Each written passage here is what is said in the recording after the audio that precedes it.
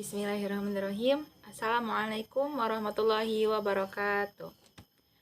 Nama saya Juliana Anisatus Saniyah, NPM 21110100266 dari Prodi Pendidikan Agama Islam, Fakultas Tarbiyah dan Keguruan. Video ini saya buat dalam rangka memenuhi ujian akhir semester pelajaran Bahasa Indonesia dosen pengampu Miss Era Octaviana. Dan di sini saya akan membawakan 3 materi. Materi yang pertama adalah fungsi dan kedudukan bahasa Indonesia, yang kedua adalah ejaan bahasa Indonesia, dan yang ketiga adalah pilihan kata. Baiklah, memasuki materi yang pertama yaitu fungsi kedudukan bahasa Indonesia. Fungsi kedudukan bahasa Indonesia dibagi menjadi 2, yaitu secara umum dan secara khusus. Fungsi kedudukan bahasa Indonesia secara umum yaitu 1. Sebagai alat untuk mengungkapkan perasaan. 2. Sebagai alat komunikasi. 3. Sebagai alat interaksi dan beradaptasi sosial. Sedangkan fungsi kedudukan bahasa Indonesia secara khusus yaitu 1. Mengadakan hubungan dalam sehari-hari. 2. Mewujudkan seni. 3. Mempelajari bahasa Latin. 4. Mengeksploitasi iptek. B. Kedudukan bahasa Indonesia. 1. Kedudukan bahasa Indonesia sebagai bahasa nasional. Kedudukan bahasa Indonesia sebagai bahasa nasional sudah diikrarkan pada peristiwa Sumpah Pemuda pada tanggal 28 Oktober 1928 yang terdapat pada ikrar ketiga yang berbunyi, "Kami, putra dan putri Indonesia, menjunjung tinggi bahasa persatuan bahasa Indonesia." Dalam ikrar tersebut dijelaskan bahwa bahasa Indonesia adalah sebagai bahasa pemersatu bangsa di negara ini. 2. Kedudukan bahasa Indonesia sebagai bahasa negara. Kedudukan bahasa Indonesia sebagai bahasa negara telah dijelaskan dalam pasal 36 Undang-Undang Dasar 1945 yang berbunyi, bahasa negara adalah bahasa Indonesia.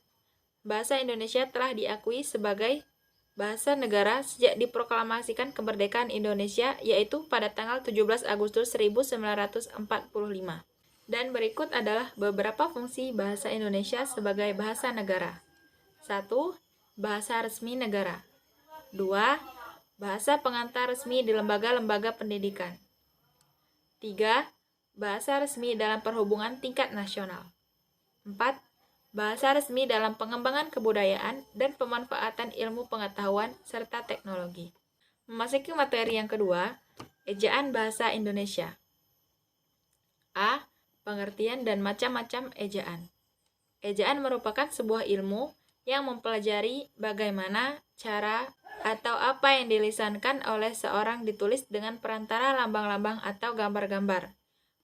Menurut Tasai pada tahun 2002, mengemukakan bahwa ejaan adalah keseluruhan peraturan bagaimana melambangkan bunyi, ujaran, dan bagaimana hubungan antar lambang-lambang itu. Secara teknis, yang dimaksud, ejaan adalah penulisan huruf, penulisan kata, dan pemakaian tanda baca. B. Sejarah perkembangan ejaan. 1. Ejaan of Hudson pada tahun 1901. Ejaan of Hudson didasarkan atas prakarsa pemerintah Hindia Belanda pada tahun 1901. Sejak permulaan usahanya pada tahun 1896.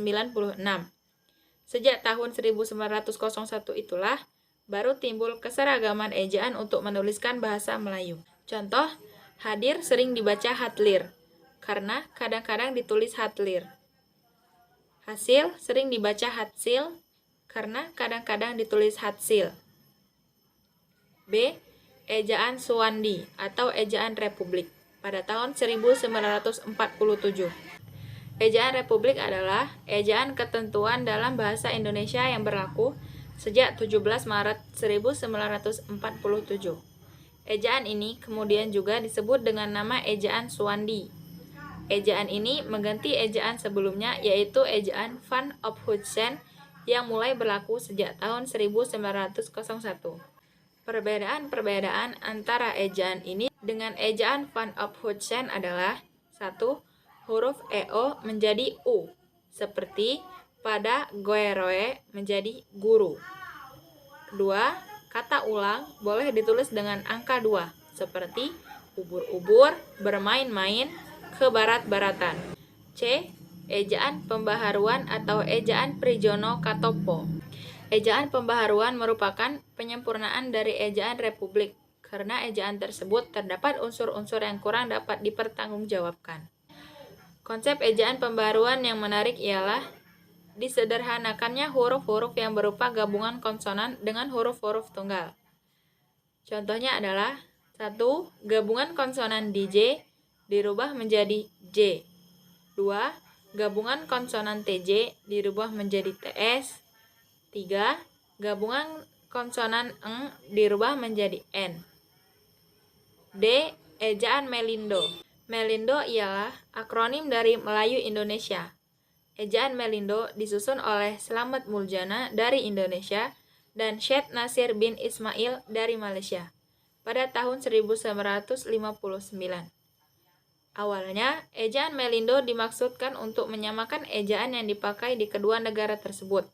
Namun, karena pada masa itu terjadi ketegangan politik antara Indonesia dan Malaysia, ejaan itu pun akhirnya gagal diresmikan.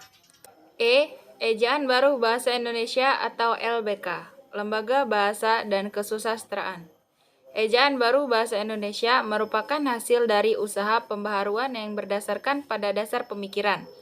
Pelaksanaannya pun terdiri dari Panitia Ejaan LBK atau Lembaga Bahasa dan Kesusastraan. Sekarang bernama Pusat Pembinaan dan Pengembangan Bahasa. Dan Panitia Ejaan Bahasa Melayu juga berhasil merumuskan ejaan yang disebut ejaan baru, namun lebih dikenal dengan ejaan LBK. F. Ejaan yang disempurnakan. Secara definisi, ejaan bahasa Indonesia yang disempurnakan adalah sistem ejaan bahasa Indonesia yang didasarkan pada Keputusan Presiden Nomor 57 Tahun 1972 yang diresmikan pada tanggal 16 Agustus 1971 oleh Presiden Republik Indonesia. Memasuki materi yang ketiga adalah pilihan kata. A. Diksi atau pilihan kata. Diksi adalah ketepatan kata pemilihan. Penggunaan ketepatan pilihan kata dipengaruhi oleh kemampuan pengguna bahasa yang terkait dengan kemampuan mengetahui, memahami, menguasai, dan menggunakan kosakata secara aktif yang dapat mengungkapkan gagasan secara tepat, sehingga mampu mengomunikasikannya secara efektif kepada pembaca dan pendengarnya. 1. Fungsi memilih kata yang tepat adalah A. Menciptakan komunikasi yang baik dan benar. B. Mencegah perbedaan penafsiran. Dan C. Mengefektifkan pencapaian target komunikasi. 2. Syarat-syarat dalam memilih kata. A. Membedakan makna kata denotasi dan konotasi dengan cermat. B. Membedakan dengan cermat mana kata yang bersinonim. C. Membedakan makna kata secara cermat kata yang mirip ejaannya. D. Tidak menafsirkan kata secara subjektif berdasarkan pendapat sendiri. E. Menggunakan imbuhan asing jika diperlukan dengan memahami maknanya secara tepat. F. Menggunakan kata-kata idiomatik berdasarkan susunan atau pasangan yang benar. G. Menggunakan kata umum dalam kurung melihat dan kata khusus dalam kurung melirik, melotot, mengerling, mengintai. H. Menggunakan kata yang berubah makna dengan cermat. I. Menggunakan kata abstrak dan kata konkret secara cermat. J. Kebaikan dalam kurung kata abstrak seseorang kepada orang lain bersifat abstrak. K. Dapat memakai kata penghubung yang berpasangan secara tepat. 2. Perubahan makna. A. Faktor penyebab perubahan makna. 1. Kebahasaan. Perubahan yang ditimbulkan oleh faktor kebahasaan meliputi perubahan intonasi, bentuk kata, dan bentuk kalimat. 2. Kesejarahan. Kata perempuan pada zaman penjajahan Jepang digunakan untuk menyebut perempuan penghibur. Kemudian, diganti dengan kata wanita. Namun sekarang, setelah orang melupakan peristiwa tersebut, menggunakannya kembali dengan pertimbangan kata perempuan lebih mulia dibanding kata wanita. 3. Kesosialan. Masalah sosial berpengaruh terhadap perubahan makna. Kata gerombolan yang pada mulanya bermakna orang berkumpul, kemudian kata itu tidak digunakan karena berkonotasi dengan pemberontak. 4. Bahasa asing. Perubahan makna karena faktor bahasa asing. Misalnya pada kata tempat orang terhormat diganti dengan VIP. 5. Idiomatik. Idiomatik artinya adalah ungkapan bahasa yang artinya tidak secara langsung dapat dijabarkan dari unsur-unsurnya. Setiap kata yang membentuk idiom berarti di dalamnya sudah ada kesatuan bentuk kata dan makna. Misalnya gulung tikar dan adu domba. 6. Kata tanya, di mana, yang mana, hal mana. Kata tanya hanya digunakan untuk menanyakan sesuatu. Kata tanya yang sering digunakan secara salah. Misalnya, yang mana, di mana, dan hal mana. 7. Kesalahan pemakaian kata dengan di dan ke.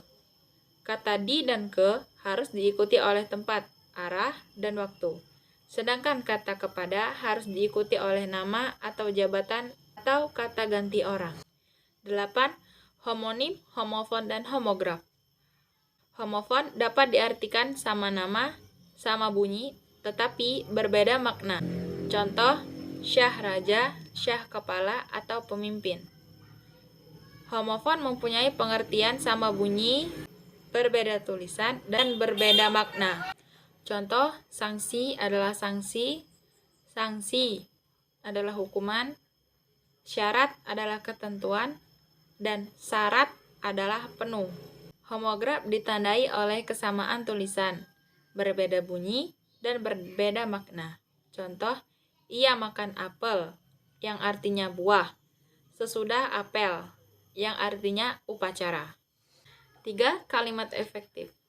Kalimat efektif adalah kalimat yang dapat mewakili isi dari suatu gagasan penulis yang secara jelas disampaikan untuk menunjukkan suatu tujuan yang tidak menimbulkan salah penafsiran.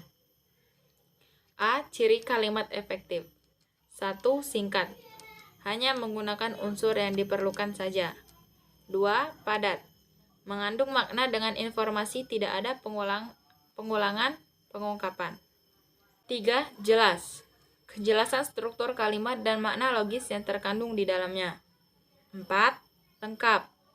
Mengandung makna kelengkapan struktur kalimat secara gramatikal dan kelengkapan konsep atau gagasan yang terkandung dalam kalimat tersebut. 5. Kevariasian. Keragaman jenis kata dan kalimat yang digunakan. B. Syarat kalimat efektif. 1. Kesatuan. Kesatuan adalah kesepadaan kalimat yang diperlihatkan oleh kesatuan gagasan yang kompak dan kepaduan pikiran yang baik. Contoh, A. Penyusunan laporan itu saya dibantu oleh dosen. B. Saat itu saya kurang jelas. Kalimat-kalimat itu dapat diperbaiki dengan cara berikut. A. Saya dibantu dosen dalam menyusun laporan itu. B. Saya saat itu kurang jelas. 2. Kehematan. Kehematan adalah hemat mempergunakan kata, frasa, bentuk lain yang dianggap tidak perlu. Penghematan di sini mempunyai arti penghematan terhadap kata yang memang tidak diperlukan, sejauh tidak menyalahi kaidah tata bahasa dan beberapa kriteria yang harus diperhatikan. A. Penghematan dapat dilakukan dengan cara menghilangkan pengulangan subjek.